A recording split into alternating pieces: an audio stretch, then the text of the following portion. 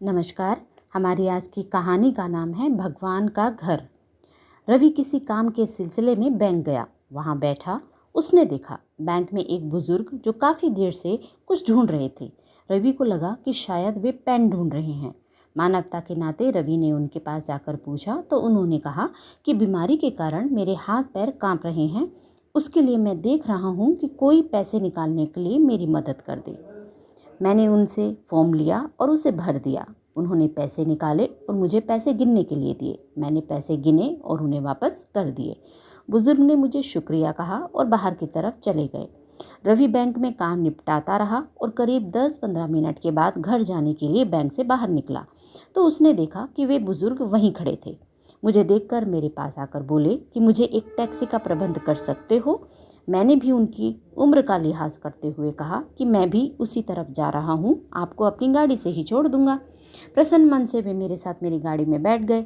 उनके दिए पते के अनुसार जब मैं उनके घर के सामने पहुंचा तो उन्होंने अंदर चलने का आग्रह किया।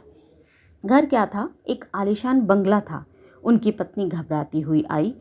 उस बुजुर्ग महिला को चिंता हुई कि कोई अनहोनी तो नहीं हुई, क्योंकि उनके पति को छोड़ने कोई अनजान व्यक्ति आया है।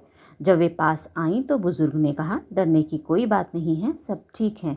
ये मुझे छोड़ने ही आए हैं क्योंकि इन्हें भी इसी तरफ आना था। दोनों बुजुर्ग दंपति उसे घर के अंदर ले आए और उन्होंने जो कहा अब उसे आप ध्यान से सुनिए। उन्होंने कहा, इस भगवान के घर में हम दोनों पति पत्नी ही रहते हैं। बेटा विदेश में नौकरी करता है, हम दोनों अकेले ही अपने भगवान के घर में रहते हैं। रवि को यह बात सुनकर बड़ा आश्चर्य हुआ। बुजुर्ग उसके चेहरे की भाव देखकर समझ गए और बोले, हमारे परिवार में भगवान का घर कहने की पुरानी परंपरा है। इसके पीछे ये भावना है कि ये घर भगवान का है और हम तो इस घर में रहते हैं, जबकि लोगों का मानना है कि घर हमारा है और भगवान हमारे घर में रहते हैं। रवि ने विचार किया कि दोनों कथनों में कितना अंतर है। फिर वे बुजुर्ग बोले, भगवान का घर कहा तो अपने आप से कोई नकारात्मक काम नहीं होते और विचार सदा शुद्ध बने रहते हैं।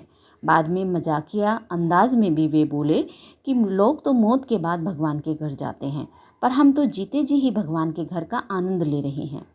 ये वाक्य भी रवि के लिए जैसे भगवान का दिया कोई प्रसाद ही थे। भगवान ने ही रवि को उनको घर छोड़ने की प्रेरणा दी थी। घर भगवान का और हम उस घर में रहते हैं। हमें इस कहानी से बहुत कुछ सीखने को मिलता है। यदि हम ऐसी ही भावना अपने बच्चों में डालेंगे तो हमारी आने वाली पीढ़ियों के विचार भी वैसे ही हो जाएंगे। अच्छे कार्य का प्रारंभ जब भी शुरू करो तो नई सुबह होती है। जरा सोचिए कि जब भी आप अपने घर को भगवान का घर कहने लगेंगे तो घर के अंदर जितनी नेगेटिविटी है, जितनी नकारात्मकता है, वह खुद ही बाहर हो जाएगी।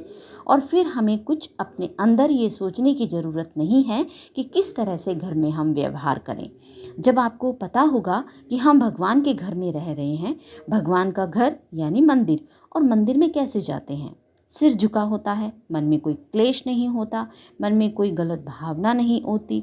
और ऐसे ही जब आप अपने घर में रहना शुरू करते हैं तो यकीन मानिए कि ये जो पूरा संसार है वो स्वर्ग बन सकता है। तो ये थी हमारी आज की कहानी। कहानी कैसी लगी कमेंट करके ज़रूर बताएं। यदि आपने मेरे चैनल को अभी तक सब्सक्राइब नहीं किया है तो लाइक, सब्सक्राइब और शेयर ज़रूर करें। फिर मिलेंगे, तब तक के लिए आपका दिन शुभ हो।